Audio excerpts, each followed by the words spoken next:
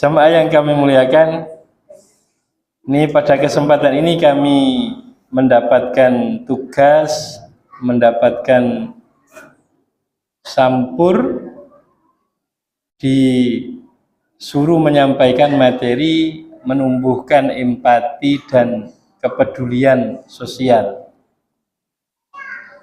Jamaah yang kami muliakan, orang beriman itu harusnya memang memiliki empat hal. Yang pertama itu ta'aruf, saling mengenal. Yang kedua tafahum, saling memahami. Yang ketiga ta'awun, saling menolong. Yang keempat takaful, saling menanggung. Jamaah yang kami muliakan, orang beriman itu, orang yang memegang agama itu mesti punya jiwa sosial yang baik, mesti punya empati yang baik. Karena memang Nabi Muhammad itu mengajarkan kepada kita itu untuk memiliki empati dan kepedulian sosial. Sampai di Quran dikatakan orang yang tidak punya empati, tidak punya kepedulian sosial sama dengan mendustakan. Tahukah kalian siapa orang yang mendustakan agama itu? Maka merekalah orang yang menghardik kasar kepada anak yatim, tidak mendorong memberi makan orang miskin. Kemudian ayat terakhir, orang yang mendustakan agama itu menghalangi meminjamkan barang-barang remeh yang biasa dipinjam-pinjamkan. Wa yamna'unal ma'un. Kemudian jamaah yang kami muliakan, Nabi Muhammad juga mengatakan begini, tidak beriman orang yang tidur dalam keadaan kenyang sedang tetangganya tidur dalam keadaan kelaparan. Itu sampai tidak beriman. Kemudian Nabi Muhammad mengatakan begini, sebaik-baik manusia adalah yang paling banyak manfaatnya. Terus jangan sampai orang beriman itu asosial. Jangan sampai orang beriman itu tidak bergaul. Nabi mengatakan begini, mukmin yang bergaul dengan manusia, kemudian bersabar ketika mendapatkan luka selama bergaul, itu lebih baik daripada mukmin yang tidak mau bergaul dengan manusia dan tidak bersabar mendapatkan luka dari pergaulan tersebut. Terus ada hadis Nabi juga, kalau engkau masak makanan yang berkuah, perbanyaklah kuahnya, berbagilah kamu dengan tetanggamu. Masya Allah, itu agama kita, agama yang luar biasa. Ini Ramadan ini kalau bisa kita jadikan bulan empati, bulan peduli, bulan berbagi. Kami pribadi dididik guru kami, itu 10 hari ini ditanya sama guru saya itu, silaturahim berapa kali? Itu ditanya betul itu. Guru kami didik kami, tujuannya didik kami, ditanya betul. Alhamdulillah kami silaturahim baru 3 kali 10 hari ini. Yang pertama ngantar kenalan yang tulangnya patah ke rumah sakit. Yang kedua, ngantar kenalan yang cuci darah ke rumah sakit. Kemudian ada satu lagi. Jadi kalau bisa kita latih betul, kita itu punya kepedulian, kita punya manfaat kepada orang lain. Jamaah yang kami muliakan, anak-anak kita itu juga harus kita tumbuhkan empatinya dan jiwa sosialnya. Makanya kalau bisa ketika panjenengan memberikan santunan kepada siapa, memberikan makanan kepada tetangga, diusahakan anak-anak kita itu kita libatkan, kita tugasi, kita suruh agar tumbuh empatinya. Karena mohon maaf, zaman sekarang ini empati itu semakin rendah. Empati semakin rendah. Makanya banyak perceraian. Itu diantaranya karena empati itu semakin rendah. Pekan kemarin kami ngajar di 5 kelas di ITS. Itu saya tanya di 5 kelas itu, Pak, Bu, yang terbiasa nyapu ngepel sejak SD angkat tangan. Itu mohon maaf, yang nyapu rata-rata satu kelas itu cuma 1 orang yang angkat tangan.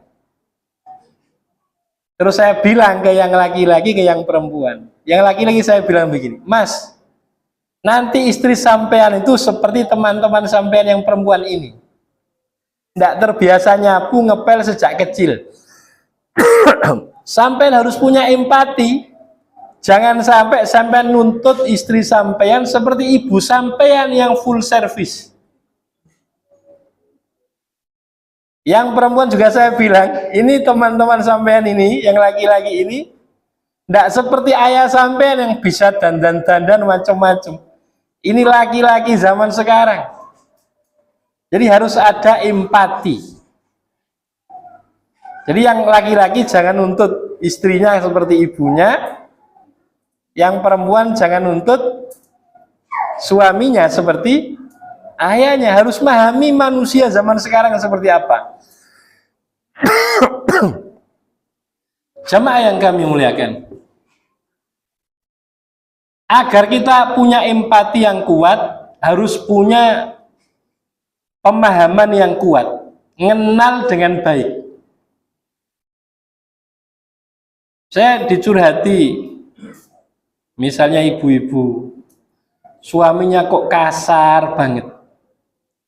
Itu cobalah ibu-ibu itu jangan langsung marah. Cek saja, kenapa suami kok bisa kasar. Nah, ternyata ada yang ngecek, ternyata suami itu sejak kecil, orang tuanya itu kasar sekali. Nah, ini bagian dari menumbuhkan empati, jangan terburu-buru menghukumi sesuatu. Saya punya kenalan, punya anak 3 nih. Anak yang pertama itu hampir 5 tahun belum bisa bicara.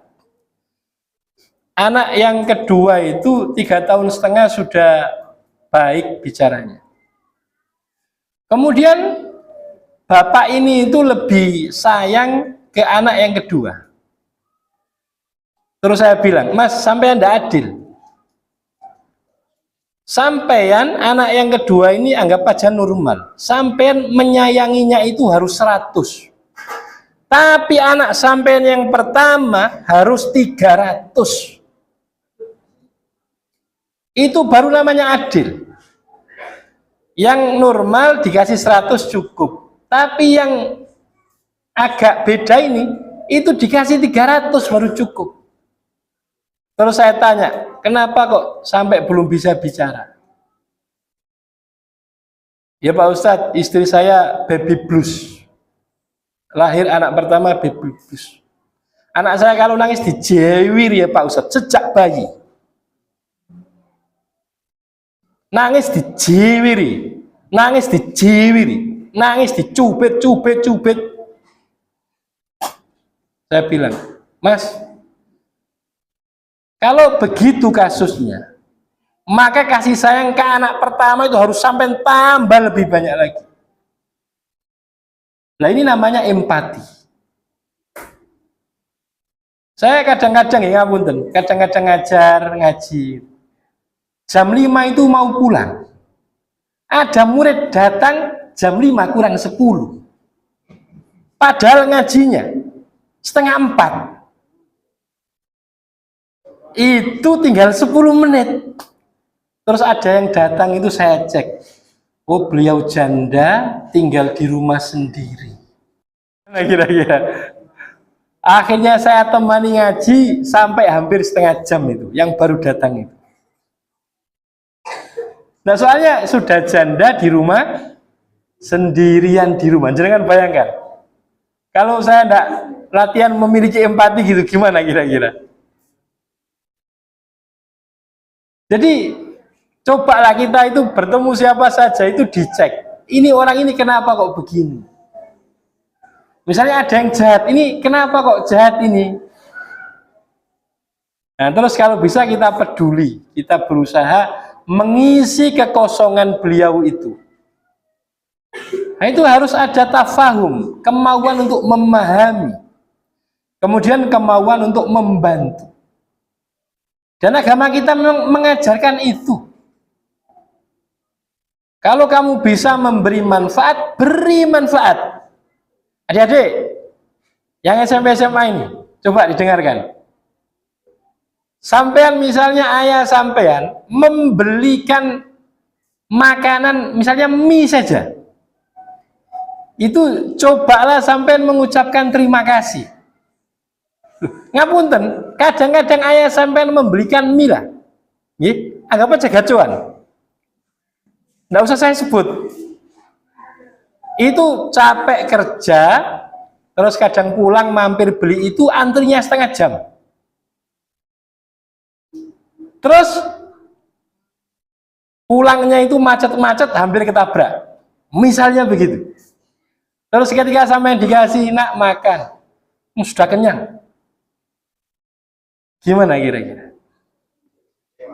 Nah, maksud saya itu cobalah untuk setiap orang yang baik kepada kita itu jangan dilihat 10.000-nya, 5.000-nya, apa yang diberi.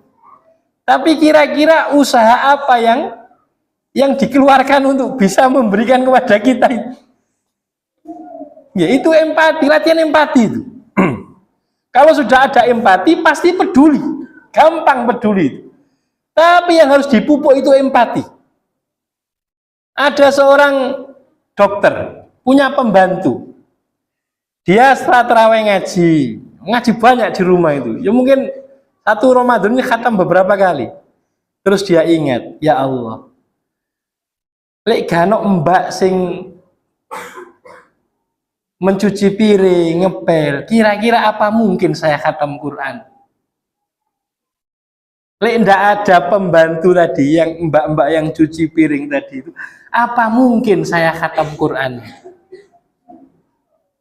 Nah kalau empati itu sudah ada, insya Allah peduli itu mesti muncul. Nggih, ngoten. Misalnya ibu-ibu bisa ngaji dengan enak, Bu. Itu harus ingat suaminya. Bisa beli buku Riyadhus Shalihin. Bisa beli seragam Yasin tahlil. Itu ingat itu ada jasa suami di situ itu. Loh, sehingga ada empati. Ya Allah, aku dzikiran iki, pahalanya juga untuk suamiku ya Allah. Lu ngoten. Kalau ada empati enak. Nggih, semoga kita semua Allah beri empati. Allah jadikan orang-orang yang barokah. Banyak manfaatnya. Banyak kebaikannya. Ngapunten, terima kasih. Assalamualaikum warahmatullahi wabarakatuh.